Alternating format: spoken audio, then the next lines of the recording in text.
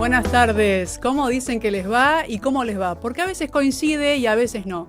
Quien les habla, Ale Mistral, la delatora 001 desde Radio Las Naciones. Auspicia el programa @La Máquina Café y @Yafu Accesorios. Tenemos en la producción a Pablo Cernadas, en los controles a Daniel Martín, en la locución a Marcos Dego y mandamos un beso muy grande a Tincho, amigo de la casa. Nos vamos a comunicar ahora, por favor, con Duche Zárate. Gente de prensa y difusión, necesito hablar con Duche Zárate, por favor. ¿Cómo no contesta? Pero sí será. ¿Cómo puede ser que siempre que tengo que hablar de un hombre y contar un poquito en qué actividad anda, no me atiende?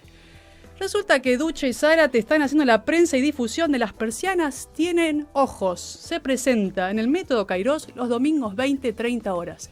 Duche Zárate, ¿no me atendiste? Se tenía que decir y se delató. Bueno, tenemos ahora una invitada muy especial. Ustedes saben que todos los lunes recibimos figuras en la actividad.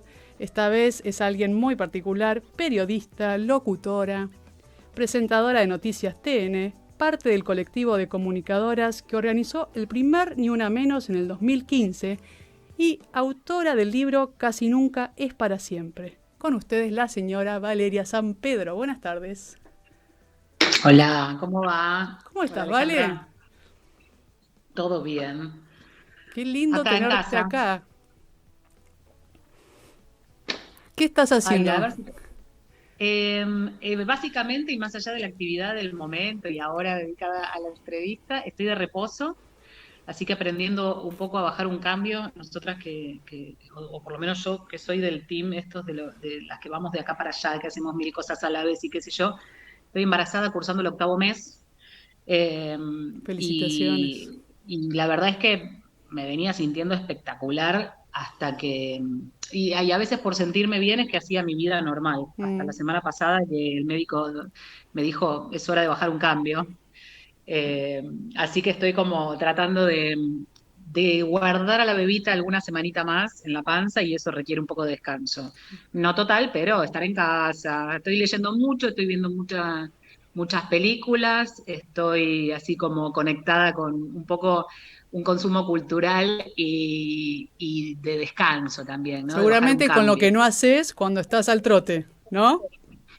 Y viste que quedan un montón de pendientes. Yo tenía una lista de libros que ahora empecé como a consumir con más tiempo. Y sí, o sea, claramente el ir de acá para allá, casi que uno no se da cuenta y de repente te consume el día, la vida. Bueno, a lo mejor el show no tiene que siempre continuar de la misma manera, pero te agradezco que estés acá y que tenga una linda bienvenida, esa niña, ¿no? Que tiene un hermano, Ujú. Que tiene un ¿no? hermano, Están sí, sí, esperando de ahí. 12 ya. El bache en el medio permitió así como, cambiaron tantas cosas. El otro día me preguntaba mi hijo, me dice, a propósito de un regalo, de una sesión de fotos, viste que ahora se usan mucho las fotos de la panza, las fotos del bebé recién nacido. Y yo tuve eso y le digo, yo no sé si existía, o por lo menos no estaba de moda o no era tan. Entonces digo, cuando pasa mucho tiempo en el medio, digo, tenés que entender que no tiene que ver con una cuestión de igualdad o de, viste, que empiezan los celos y demás, Claro. sino de que pasó mucho tiempo, hay cosas que, viste, las brechas no solo generacionales, sino tecnológicas, en los últimos años se ampliaron de manera que de repente pasaron 5 años y tenés un nuevo dispositivo y una nueva vida. Es otro mundo realmente. Total. Sí, sí, sí, sí. Pero bueno, seguramente esta niña ya tiene el Instagram, ¿viste? Porque antes de nacer ya tienen sus redes sociales. No, vos No, sabés que, no, pero a veces también estar consciente, bueno, yo como periodista, creo que todos quienes estamos también en el mundo de la comunicación y conectados con cosas que pasan, también eso te hace tomar un poco conciencia. A veces volverte un poco paranoico, yo trato de no, mm, pero hace poco presentaba un informe justamente del Sharenting, no es otra cosa que la sobreexposición de niños y niñas a manos o dispositivos de sus padres. O sea, claro. son los padres los que sin querer, porque no lo hacen con animosidad ni nada, los sobreexponen. Esta Mm. cosa de jactarte de tu hijo que es inteligente, que es lindo, que hace tal pirueta y qué sé yo, y lo único que haces es ventilar la vida donde ahí no hay un consentimiento, hay una sobreexposición que después, en algunos casos, no en todos, y según en qué medida, digamos, puede generar cosas muy nocivas. Entonces, también tomar conciencia de eso hace que uno regule un poco, ¿viste? Seguro, seguro. Pensar que son menores y que también tienen tiempo como para decidir cuánto quieren mostrar y cuánto no, como Claro. todos, ¿no? Los adultos tampoco contamos todo. Pero contame lo que quieras de vos, ¿vale? ¿Cómo empieza tu carrera? ¿Cómo elegís esto? Uf. Vamos para Y atrás. un poco por, no te digo por casualidad, sino soy de las que cree que más que las cosas así de, ay, siempre tuve la vocación, me parece que hay em, deseos que aparecen o empatías con determinadas cosas o facilidades para determinadas cosas. Yo de chiquita quería ser gimnasta, ¿viste? Como los chicos jugadores de fútbol, no sé. Claro. Después, haciendo memoria para atrás, tenía muchos juegos de esto de jugar con el cassette haciendo un programa de radio, por ejemplo. Agarraba la revista Antiojito Sí. Uy, me o parece el que somos de la Trapito, misma que venía generación, ¿eh? que habrá algunos que están escuchando y dicen, ¿qué Sí, es ¿de qué eso? están hablando? Bueno, ¿Cassette, VHS? sí. Y hacía mi programa de radio, por ejemplo. Digo, ahí podemos encontrar un rasgo. La realidad es que después vino el secundario, bla, bla, y que cuando llegó el momento de, qué sé yo, de estudiar, yo iba a decidir una carrera que más de universidad, fui a la UBA, Mm. y había dos o tres posibilidades más relacionadas con que a mí tengo mucha facilidad para los números, para las matemáticas, para la contabilidad, pero después revisando un poco como las materias y cómo era la currícula, digo, no, esto no es para mí, y no sé por qué dije periodismo. Y cuando pensé en periodismo dije, no, no estoy para la universidad, sino para algo más práctico. Digo, me imaginaba el periodismo un poco ahí sí, como lo terminé haciendo, que es en la calle, como en el, Ujú. metiéndome, viste, en las historias, en el barro. Mm. Y bueno, tampoco es que sea tan fácil que uno decide, y viste, como en todo. Pero Pero tenés sí mucho de estudié, me autodidacta, formé. ¿no, Vale? Bueno, o sea, sí estudié, pero lo que te da la escuela, en el caso mío a nivel terciario, es una aproximación a la carrera, a los temas, al abordaje de los temas, pero después el resto lo aprendes como en la práctica. Y Totalmente. ahí es difícil, viste, insertarse en un medio, yo sin padrinos ni nada, decir, bueno, autogestivo. Yo terminé de hacer periodismo en la época en la que estaban muy de moda las radios comunitarias, las conocidas como radios truchas en ese Mm. momento, que tenían una antenita que, no sé, me acuerdo que fui a una radio del barrio y tenía un alcance de 20 cuadras a la redonda. Y además andás a ver quién la sintonizaba. Y yo hacía el programa como si fuera la nata, ¿Y no de qué sé, tipo, me hablaban? hacía. Tipo, bueno, el programa era 1 hora a la semana, donde se pagaban los espacios, eh, y salíamos a vender publicidad. Mm. Digo, ¿quién te va a bancar un programa? Y conseguimos, qué sé yo, un kiosquito, una cosa, Panadería. era para pagar el espacio. Sí. Así que bueno, ahí como los primeros pasos. Y después lo que pasa que es muy curioso es que vas conociendo gente que está en la misma que vos, que son generacionales, Mm. que hoy me los cruzo en redes sociales o me los he cruzado en la vida o en alguna radio y de repente uno está en la programación de una radio conocida y los crucé en esos pasillitos en donde la práctica, en este caso radial, que fue el primer medio donde incursioné, era como el aprendizaje por ahí. Seguro, seguro. Vos sabés que me hace acordar mucho, ¿viste? ¿Quién quiere ser millonario?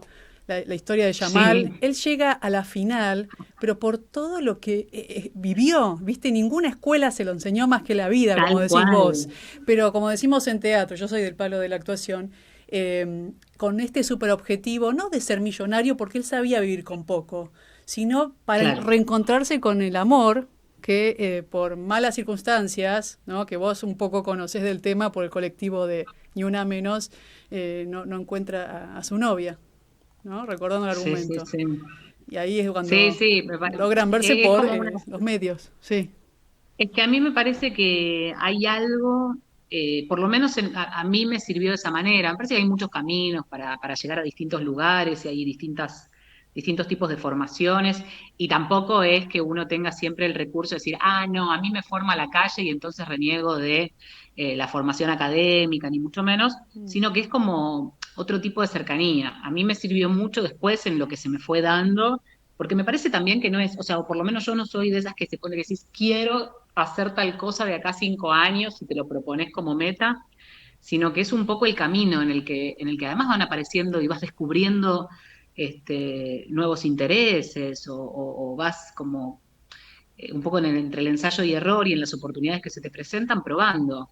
Y vas quedándote, por supuesto que me parece que en las elecciones no es solamente ir a buscar algo, sino también saber decir que no a cosas que quizás no te interesan. ¿Y qué elección te hizo empezar esta profesión?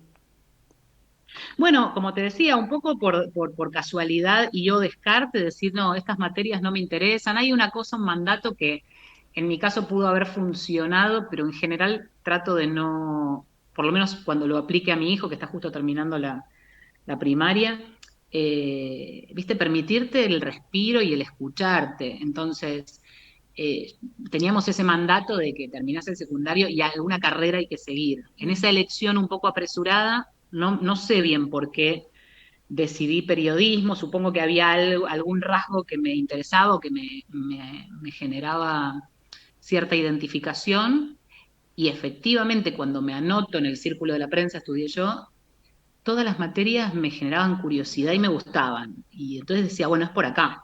No como aquellos que te dicen, no sé, voy a estudiar abogacía y cuando empezás a estudiar decís, no, no me identifico con esta, no con esta. O sea, fue por ahí, identificación. Y después te identificas con el grupo, que de repente tenés los mismos intereses que otros compañeros, que eso en la Mm, primaria, en la secundaria, las amistades se generan por otro tipo seguro, van de cambiando. cuestiones.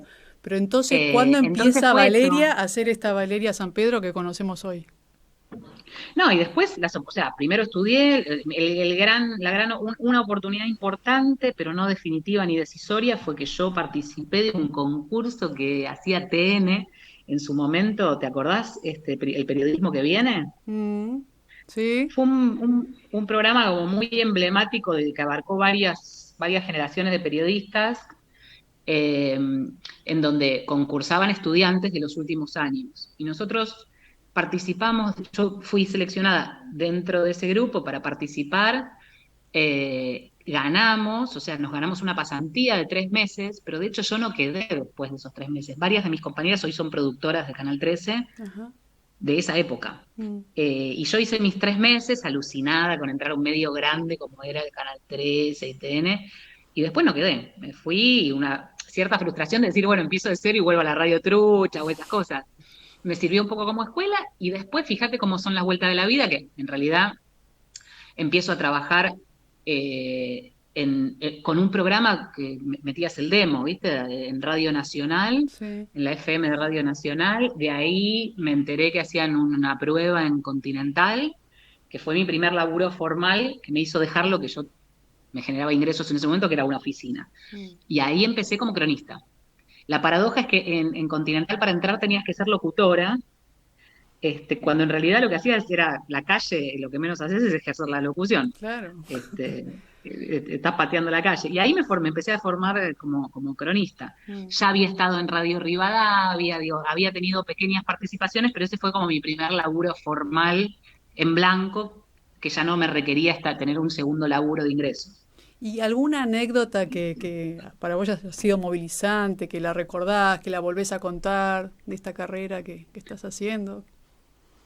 La particularidad que tiene el laburo mío de la calle, que te diría que terminó entre comillas hace muy poquito, porque si bien todavía, digamos, sigo saliendo a hacer notas, es en otro contexto, además ahora notas especiales y demás, el ser cronista de calle te abre un mundo. Mm, O sea, yo hay lugares que de repente, viste que hay gente que no no cruza la línea de la General Paz sí. o la cruza por algo muy específico para ir a un lugar. O sea, yo tengo mucha calle y en la calle te encontrás millones de historias, o sea, conmovedoras, decenas de situaciones en donde llegás, a veces llegás por una cobertura de un robo, de lo que sea, y otro se te acerca y te cuenta un drama, y eso desencadena que vos seas la voz de esa persona y puedas hablar con el productor y proponer esa nota y contar la realidad de un barrio, de una casa, de una familia.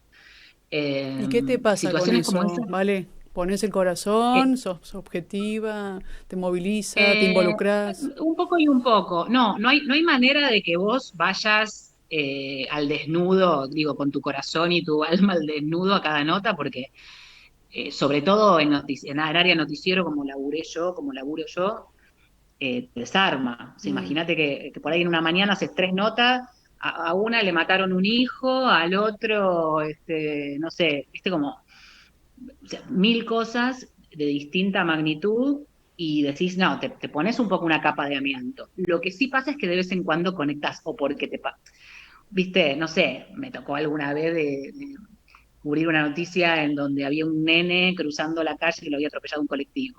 Y yo tenía a mi hijo chiquito y decís, no sé, no puedes hablar con esa madre sin que te pase algo. O una mujer, bueno, cuando fue todo el tiempo de que me empecé a conectar más con historias de género, Mm. en un momento en el que todavía pasa, pero más aún no les tomaban las denuncias directamente a las mujeres, no se les creía. Entonces, como escuchar, viste, te da una impotencia en donde de última usarse esa herramienta para ayudar. Y después coberturas más grandes, que, qué sé yo, Cromañón fue para todos quienes estuvimos ahí un antes y un después, o situaciones, viste, donde obviamente que ahí te quebrás. Tratás de estar entera para poder contarlo, porque es tu rol, ¿Y tenés pero tu vida como dividida en estas etapas de sucesos? Como decís antes y después de Cromañón, mucha gente ya habla antes, después de la pandemia. ¿Podés marcarlo no, no, así? no, no porque no siento que me haya cambiado. Lo que me acuerdo son situaciones, pero por esto de las magnitudes. O sea, una cosa es que llegar a un hospital y hablar con una madre que perdió un hijo es siempre igual de desesperante. El problema es cuando estás en un lugar en donde, por ejemplo, yo me acuerdo de estar parada en el Ramos Mejía, donde muchos familiares todavía estaban buscando los cuerpos de sus hijos post-Cromañón, Mm. y salía el médico con una lista de nombres de quienes estaban internados ahí, y que estuvieran internados era por lo menos la posibilidad de sobrevida. Entonces era como alentador. U otros que el parte médico que habían llegado ahí, y lo que pasaba muchas veces, que se quedaban sin oxígeno por lo que había sido la consecuencia del incendio, y que se te desmayen, pero como un racimo de padres, preguntando a la vez, amontonándose, desesperados por sus hijos, que te vengan a preguntar a vos como si vos fueras, como si tuvieras la verdad, y teníamos la lista, pero decís, yo soy la que le tengo que decir al tipo si se le murió el hijo. Que ni siquiera era al aire esto, era fuera del aire, pero eran Mm. situaciones que te Te tocaba desbordan, ser la ¿viste? Es como, mensajera, ¿no?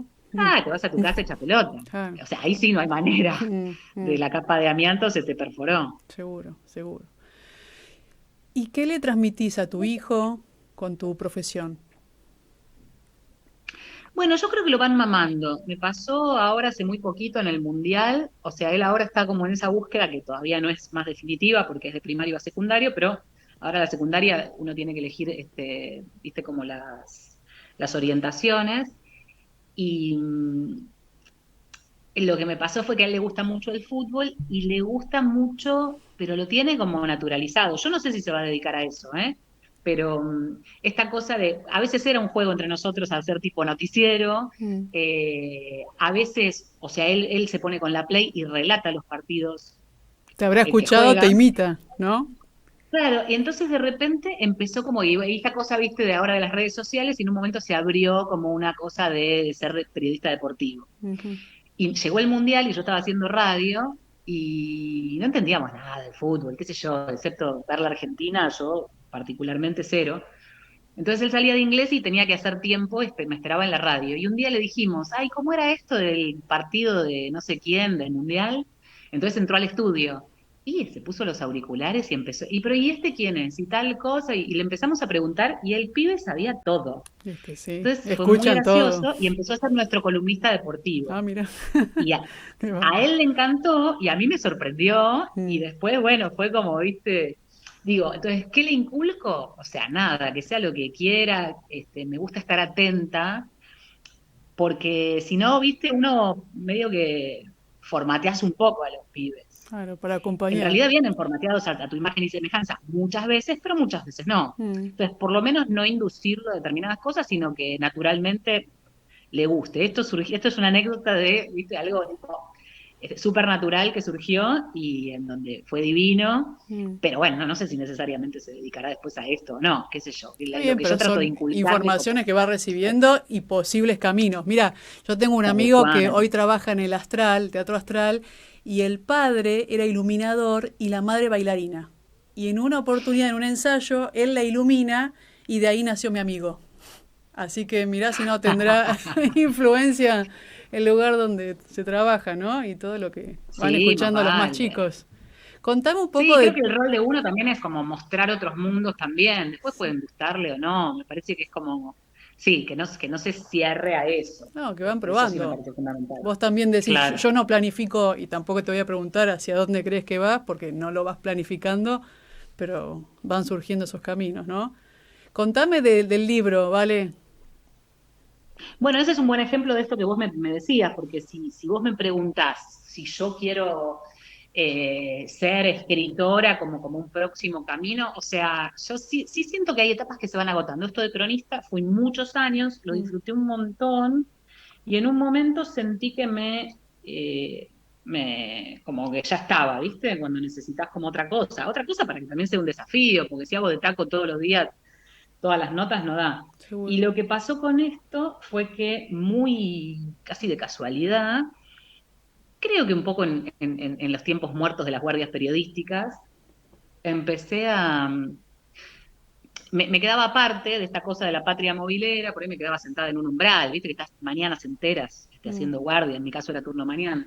Y entonces de repente estaba en distintos lugares y me enfocaba en algo, una imagen que puede ser, no sé, la salida de una iglesia o la puerta de un supermercado o un barrio pobre o una casa lujosa, lo que sea. Por ahí veía gente y conectaba con una historia y me la inventaba, ¿no? ¿Qué pasaba detrás de eso? No sé, un café. Había dos tomando algo y ni se miraban, estaban cada uno en el celular. Y yo me imaginaba una historia detrás de eso. Y entonces así empezó como un juego propio de entretenimiento, en mi celular, escribiendo historias cortitas, y las empecé a publicar en Instagram. Y después las acompañaba de unas fotos que hacía un amigo mío, camarógrafo del canal también, y de repente, viste, empezó a ser como un hábito, ¿no? Ese juego se empezó como a repetir y a potenciar. Y un día me escribe por Instagram una editora de Penguin. Yo digo, wow, ¿qué onda? Y me dice, ¿Qué ¿no querés hice? publicar estas historias, hacerlas un libro? Y Sí. digo, me encantaría. Yo en la dedicatoria digo que ella creyó más que yo misma en mí en cuanto a que eso podía ser un libro, ¿viste? Decir, o sea, me encanta la idea, pero debería poder, no lo sé. Yo ya tenía unas cuantas publicadas y todas son de un tono relacionadas con las relaciones personales, de personas, de amor y desamor, sobre Mm, todo. ujú. Bueno, y así nacieron las microhistorias de amor. Cuando me proponen esto y bueno, después se formaliza y firmo un contrato y me tengo que poner a escribir, tomó otra dimensión y descubrí un mundo que me encantó, que es ya no solo ese tiempo muerto, cuando a mí algo me despertaba curiosidad y lo transformaba en una pequeña historia, en un relato, sino sentarme a una máquina a escribir. Viste que muchos dicen que también hay que dedicarle tiempo, sentar el culo en la silla. Sí, y eso te iba a Y vos preguntar, decís, ¿escribís a máquina, con virome o en la compu? Porque hablo, dijiste el no, celular. donde se me ocurría, mucho en Mm, el celular, en estas situaciones que te digo, yo hacía guardias donde mi oficina era el auto que me llevaba con Urba a Capital, allá, acá, donde sea, y en los tiempos esos, cuando me aparecía una historia. O sea, primero fue como muy, muy de pulsión. ujú. Y esa cosa que te baja una idea y tenés la historia en la cabeza y la bajás, la escribís.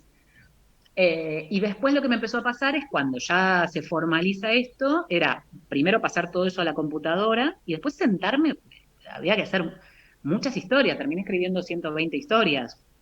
Entonces digo, y no quería que se repitieran, porque si son de dos tipos, una pareja en un bar, ¿cuántas podés escribir de una pareja en un bar? Se te Un montón. agota. Y la gente, los Y lectores, ¿vale? ¿Qué te decían? no, y fue espectacular porque te decía, me sentaba a la máquina y decía, bueno, tengo que escribir. Entonces tenía una vaguísima idea y escribiendo me surgían otras ideas. Ujú. Y ese proceso entendí que ahí había algo para explorar, esto de descubrir otras ramas, ¿viste? Mm. De nuestro laburo. No, los lectores, no tuve grandes intercambios, excepto sí, por supuesto que me llegan algunos mensajitos o gente que le gustó el libro. Más que los lectores del libro, te puedo decir lo que me empezó a pasar con la devolución de las historias que publicaba al principio en Instagram. Estas mismas que integran el libro, pero, y era como, me acuerdo de un compañero, un jefe de móvil, Mm. que las leía, me seguía en Instagram, y me dice, te metiste en mi casa, te metiste en mi cama, o sea, como haber logrado en una historia de una página recuperar una especie de, sí, un sentimiento, porque es un flashecito, imagínate en 15 líneas cuánto podés contar. Pero ¿y qué es lo que a Y me vos te parece, mueve a escribir, a ir a un lugar, a encontrarte con la gente? em, bueno, o sea, no es algo sistemático. En ese momento, porque ya hace como 1 año y medio del libro, /2, porque lo empecé en pandemia, en ese momento yo creo que estaba sensibilizada, me había separado hacía un tiempo, ya había hacía un tiempo que me había separado, pero creo que fue más o menos en esa época, que uno queda, no sé, conmovido, revolucionado, entonces estaba, me parece, con ganas de contar ese tipo de historias, ¿no? Eh, y después lo que pasaba es que lo reflejás en esto, cosas, muchos te preguntan cuando las lees, sobre todo me pasaba mucho con la gente conocida, que me decían, ay, ¿te pasó eso? Y yo digo, no, no, o sea, no es todo autorreferencial. Además, en un libro de 100 historias donde hay separaciones, esto, lo otro, o sea, si no soy una desquiciada, si me pasó todo eso. Claro. No quiere decir que no me hayan pasado un montón de cosas y las dibujás o las tomás de referencia, Mm. pero no me Bueno, pasó pero todo a mí. Roberto Art, por ejemplo, que era cronista, escribe su primera obra de teatro en base a una chica que se suicida en una villa. Y encuentran en una casilla a la chica colgada con un baúl. Y él dice, no lo voy a escribir más como noticia.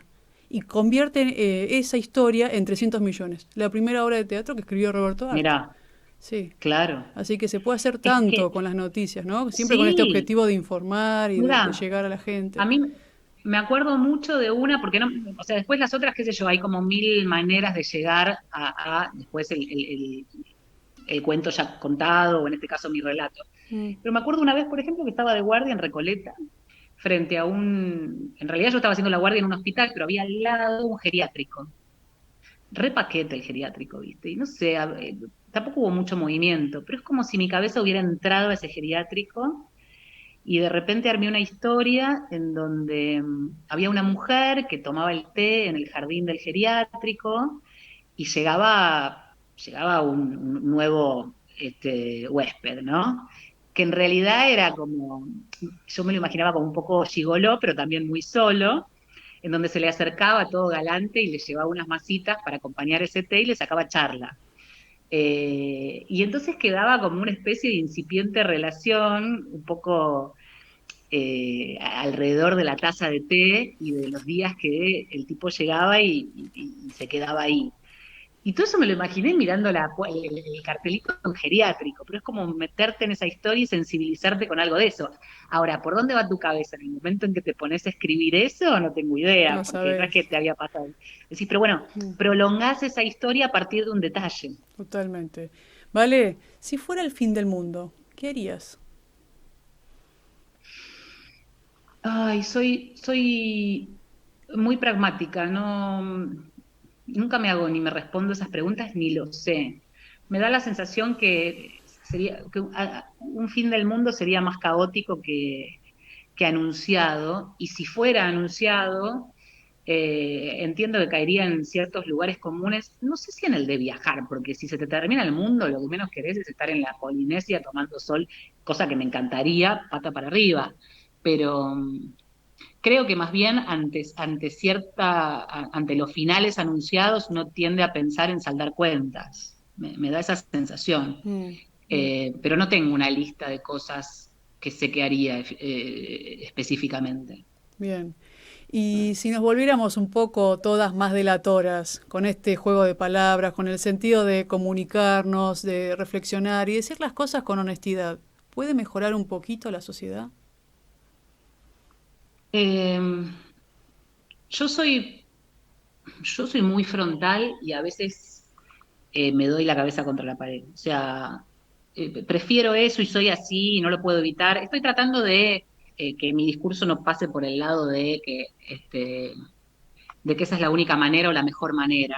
Mm, Aprendí con el tiempo que también a veces las formas cuentan, mm, pero definitivamente sí soy estoy del lado de que las cosas hay que enfrentarlas, que asumirlas, que ser honestos, que digo en términos personales y sociales con un entorno social. Después ya está la cuestión social más de la política y eso es meternos en otro terreno y es un poco pedirle peras al olmo, sobre todo en esta época en la que digamos, creo que estamos en un momento de la campaña que, o sea, hace rato que no veía campañas como tan agresivas.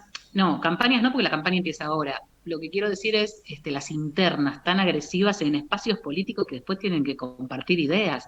Entonces ya terminás como medio no creyéndole a nadie, independientemente de las bases de cada uno, porque atraviesa como todos los partidos políticos. Entonces ahí ya hay una cuestión que también es social y que también es de actitud, pero donde se juegan otras cosas. Ahí ya no creo mucho en, ay, soy honesto y te digo todo lo que pienso. Descreo más bien de todo. Bien. Bueno, gracias por tu tiempo, Vale, y por haber participado del programa de la delatora. Te damos un regalito. @Yafu Bueno, Accesorios te da una gift card, después te la mando por mensajito. dale. Vos sos la delatora 035 por todas estas historias que compartiste. Un collar a elección más un bonus de 10% de descuento para tu próxima compra. ¿Eh? Vas y Hermoso, elegís lo muchas que quieras. gracias. Así, cuando llega, ¿cómo se llama la niña? Martina, Cuando viene Martina, tenés un collar para recibirla. Que sea con ahí mucha está, muy salud, bien. ¿sí? Y gracias por tu tiempo. Ojalá. Bendiciones. Muchas gracias. Gracias, Vale. Abrazo. Nosotros nos vemos Chao. el lunes que viene. Carpe diem y avanti con tutti.